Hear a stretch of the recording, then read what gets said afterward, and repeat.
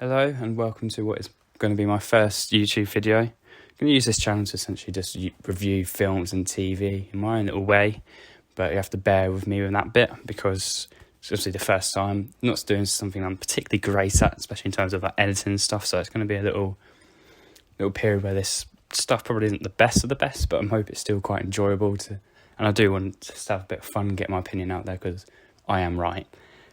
And I thought to start off with, the best thing to go with was recent releases, and one of the most recent ones is a film that has its problems in development hell, some interesting antics by Ezra Miller, well, criminal antics by Ezra Miller, and he's still around, well, they're still around.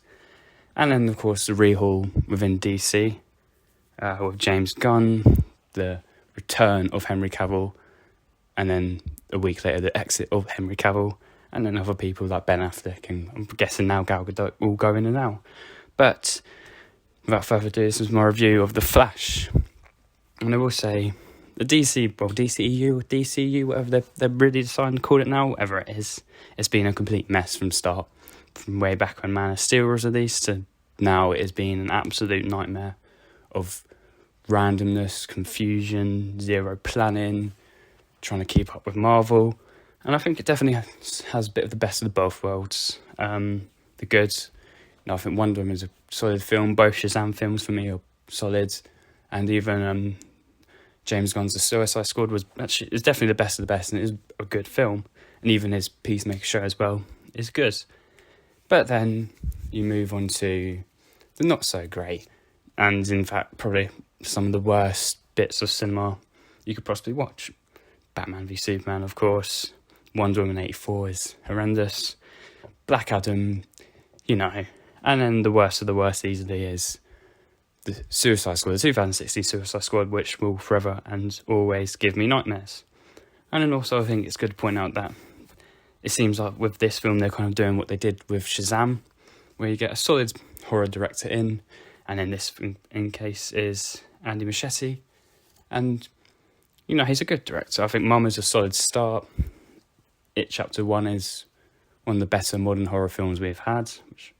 And then, even though It Chapter 2 suffered from some questionable and pretty bad writing, it's still a solid film. So I think when you go into this with the trailers, with all the weird press and the early screenings saying it's one of the best things ever, Tom Cruise calling people and saying, oh my God, it's incredible. I feel like you kind of expect a bit of both worlds really with this. Obviously everything saying it's the best is a little bit exaggerated, and people say it's the worst thing in the world, that's also very exaggerated. It's not awful, but without further ado, and with spoilers throughout, I'm going to start with the good side of this film, because there is one, surprisingly actually. So I think the first thing I want to talk about is performances. They're not awful, they're not amazing, but none of them particularly stuck to me as being horrendous. I think Ezra Miller, in fact, for the first half of their performance in terms of the characters they play, normal Barry is fine. They do a good job of that. And I'll get onto the more younger one later on. The other people, we've got, of course, Michael Keaton as the return of Batman, with another Batman, of course, in Ben Affleck. And then, of course, finally another Batman in George Clooney, because why not? But Michael Keaton is great, as always, even though some of his lines are very, say, trailer-liney. They don't actually really work in the film. I think the best one, for example, is the Let's Get Nuts line, which is in the trailer. And I'm fairly certain that line is just to be in the trailer, because in the film it literally makes no sense. He has no reason to say it, and it's very awkward. But other than that, he's very good, I think, as he was before. His old stoicness, beating people up, does a good job. Of course, and then Sasha Calle, a Supergirl, which she does a good job, even though she's given essentially nothing to do throughout the film. She has, one bit, and then the rest of the time she's kind of CGI. I think the majority of her screen time is her as a CGI version of herself, which is a bit weird considering I think a lot of the press, I guess, of course, can't really use Ezra Miller, so I'm pretty certain she steps in instead, and the marketing as well was quite firm on her being one of the main characters, when in fact she is not. I feel a bit sorry for her, actually. I think the actors that play Barry's parents as well are fine. They do a good job. As essentially just the emotional centre of the film. Having someone like Ben Affleck in as well, he does a fine job, even though again he's not in the film much, like most of these people, to be fair, actually. But I think what really stands out at the start of this film particularly is the action. I think the first action sequence and the later one with Michael Keaton's Batman are good. The first one with the Flash at hospital is actually very enjoyable for me. Extremely silly, actually, not just very, it's extremely silly. Flying babies and CGI mess. Some funny lines, some cringy ones, you know, it's 50-50 in that first scene, but it does set the tone well, that the fact that what you're about to be watching is a complete dumpster fire of shit on your screen, essentially. But you get a good bit of enjoyment out of it for the most part.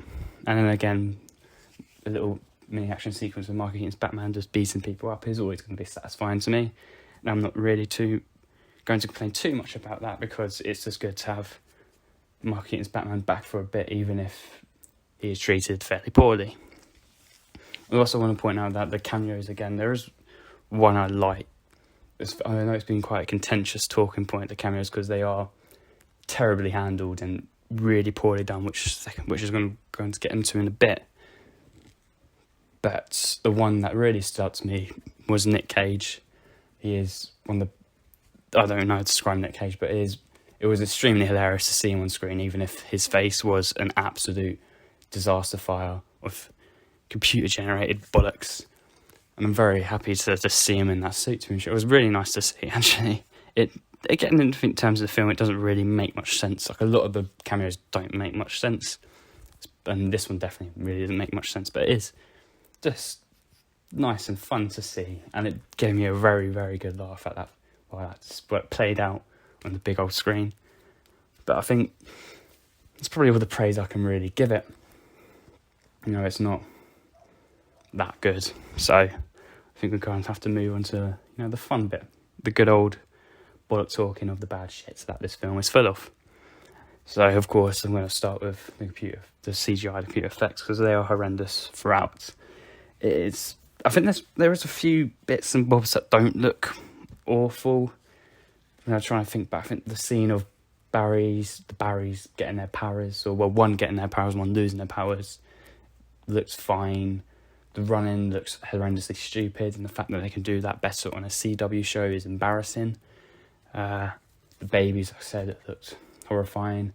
And the cameos, the cameos and the CGI go into one, because you've got Christopher Reeve and George Reeve are the two ones that stand out to me, considering that both these people are very dead. And what they do instead is, maybe you can get, you've got so many actors that at recent time have played, you can place Superman with Brandon Routh, or even Tyler Hoechlin from the CW. You get like a bunch of these people that do all these shows. You've got Titans, you've got Arrowverse, you've got all this stuff. You can even try and convince Christian Bale if you really want to, or maybe use Henry Cavill, or you've already even got Ben Affleck in the film, maybe use him. But what you do is you instead revive a bunch of dead people, make them look horrific, and go, you're welcome. I don't know whose idea that actually was, but they should probably never work on a film again, because I wouldn't call it was quite as far as offensive, but it's so unsettling and just so odd. I don't know why you would do that in terms of this. It's meant to be your big moment when you go, oh, look at this, wow, I love to see these cameos, it makes me so happy. But in fact you just go, ugh, oh, what? These guys are dead, and you just went. It's like the Star Wars, they did it with Tarkin, and that was horrendous as well. I think they even did it with Leia, didn't they, in the same film in Rogue One, but I don't think they ever really did that again in Star Wars, and it was for good reason, because it is horrifying to look at, especially when it's done badly, and it is done much worse here than it is in Star Wars, which, again, I think is saying something. Even like Michael Shannon, who's got he's obviously there, he's obviously on set as well, he's got lines to deliver, but they still make him look horrifying to look at, which is where the final action sequence takes place, in a big ass open field in the middle of the day. All Michael Keaton does is fly around in his little Batwing. Supergirl now turns into the CGI that she always has been. Michael Shannon is CGI, the Flashes are CGI, and it all Like, I think I just don't understand. It's so ugly to look at. I think, especially look at something like came out recently of Ant-Man. Was it Ant-Man 3? Whatever it was called. Like, that was, again, 100% CGI, apart from what people's faces. And that was so ugly to look at. But I don't really know what one's worse now, thinking of it. Like, this final act of this film is so just... it's not fun to watch. It just drains it out of you, and then the point of this final sequence is to tell Barry that he can't always change things. There are certain points in time that you cannot stop. And in the case of this, it's the death of Michael Keaton's Batman and Supergirl. So, why? It's what I don't understand really with this film is they obviously want to change everything. The point of this film is to not reverse as such, but just restart, right? It's a soft reboot, essentially. So if you're going to you're going to pick up Michael Keaton's Batman out of the 80s, slap him in here, get this new actress to play Supergirl who's never had a major partner role in her life, and give her this big role that, you know, you would think she'd return, and maybe she still will, I don't know, it's an all mess. But your point of this film is to kill these two people off. Not once, like you see these people die. Like, when watch Michael Keaton die twice, and then Supergirl's like, watch her die like 3 times, and then there's loads of CGI like Speed Force shit, where she just keeps on dying and dying and dying. So why? When you have, say, what could you do? Said, you want to soft reboot this DC universe. You've already got the Batman who's in this DC universe in your film, in Ben Affleck's one. And then you could just, bring back Henry Cavill. And then what you could really do is kill these two off instead. You want to replace them, you want to get rid of them. Okay, so why don't you make this scene much better and give these two their swan song instead? Because Ben Affleck disappears after saying to Barry that he shouldn't time travel. He fucks off and he's replaced by George Clooney by the end. Which, again, I do not know whose idea that was, but it's another terrible fucking idea.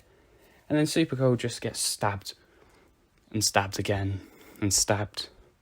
And then she's stabbed again. And it's all the same shit going in a circle.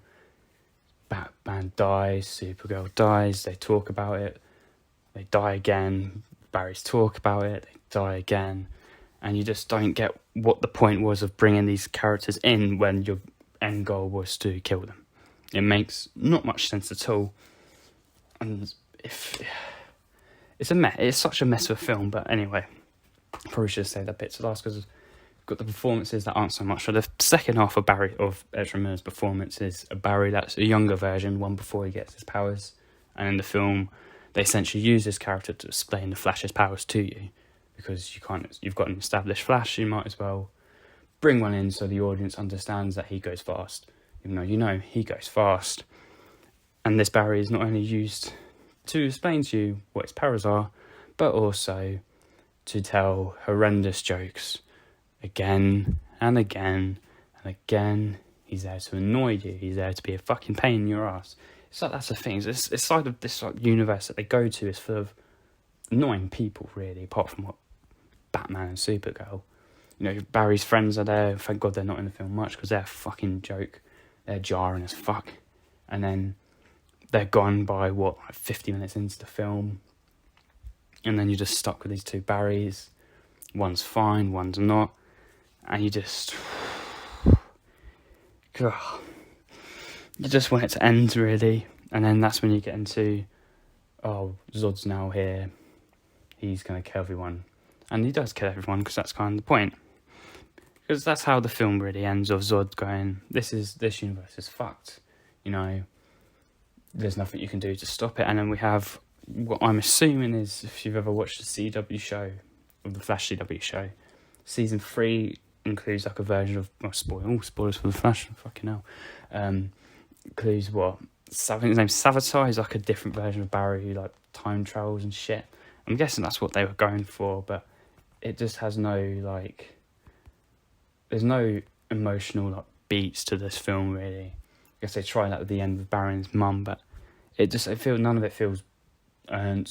None of it feels like it works. None of it is forced on you. And it just feels like after you watch this for 2.5 hours, and by the end of it, you just don't gain anything. You don't care. You probably got a headache, actually. I think I had a headache. And then you go, oh, well, what's next then? What, Blue Beetle? And you know what, that film doesn't look too awful, but fucking hell. I mean, there's no... I think after Blue Beetle was, Aquaman 2 as well? And, well, actually, Aquaman's quite funny in this film, because he gets his little cameo as well, in the post-credit scene that we did not stay for because we didn't want to. As it's, I think it's a piss joke, actually. I've read what it is. It's a piss joke? I think he, like, falls into a puddle of piss or something and says it's like his home or something. He's like drinking with Barry, and they say like, oh, there was no other version of Aquaman, I think you're the only one, because obviously I'm guessing Jason Momoa is staying on. Fucking I don't know, but I mean, really, like what? So you can, there's so many random like cameos throughout this whole thing. Even like Wonder Woman pops up, Gal Gadot like, saves Batman and from like dropping something in the ocean, and they have the old school Truth or Less Side joke, which I think they've actually done. God, I don't know how many times before now. Many times before now, I think. On Batman, he's like, oh, I do this to hide the pain and lose my parents and all this. Oh, fucking hell. And then Barry says that he's never had sex because that so compels him to. It's like, man, it's so childish. I think that's the best word. It's a messy, childish nightmare that is still somehow enjoyable, which is why I think she carrying on with the ending.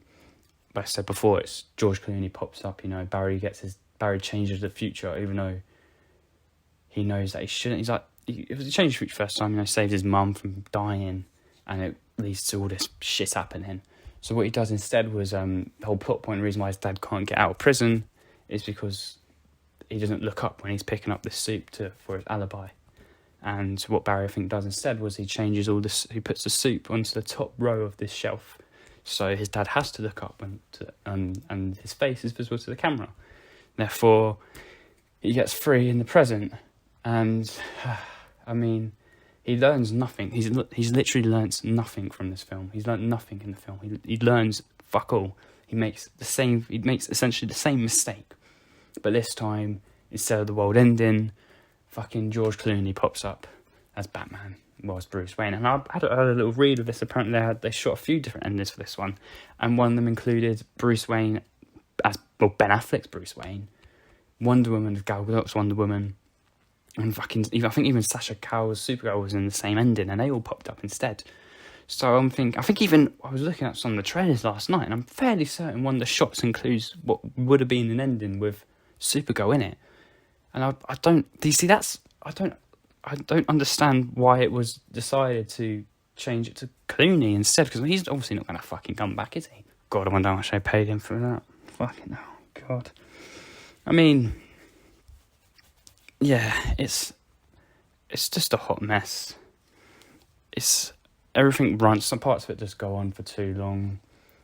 A lot of the final action sequences, especially, it's full of bad comedy for the most part, even though there is a bit of enjoyment at the start. It's a good storyline as well, the Flashpoint storyline. It's a cool little storyline. They put it up on the CW show as well. But I know there's a good animated DC film. I think it's just called things like Flashpoint Paradox or something like that. That's good. That's a good old film to watch. Probably instead of this. It is a nightmare fuel of confusing ideas, messy action, messy computer effects, some bad comedy. But it's not the worst thing in the world I've ever seen. It's competent in its direction. It's competent in terms of performances for the most part. It's not boring, which I think is a good compliment to give a film like this. But when a film like this is boring, then you've got a very, very big problem. But thankfully, this was not boring at all. But I think it's just too bloated. It's too messy. I mean, the point of this is to reset the DC universe, live action universe. And I think they kind of failed in doing that, really. Because I mean, like, what? You're obviously not going to replace Ben Affleck with George Clooney. You're going to get someone else in, so what was the point of that? I think realistically, this should just be the end of this whole what DCEU now. Zack Snyder's little special verse that he started is just ending here. There shouldn't have been a soft reboot. It should have just been a normal film, and they just end it here, end it badly. But you know, that's probably the best way to end this fucking universe. Really, is badly, because that's what most of it is just messy, bad films with nothing really going for them. So, rating, it is a 2.5 out of 5 stars. It is bang average at best, but at least entertaining. The best praise you can fucking give this film, to be honest. So that's the first of my videos done. I do hope you enjoy, and there should be more coming soon. I will try to do this weekly, maybe every 2 weeks, but we'll have to see how the editing goes, because it is my first time doing it all, and it could go horrendously wrong. So thank you for listening and watching, and have a good one.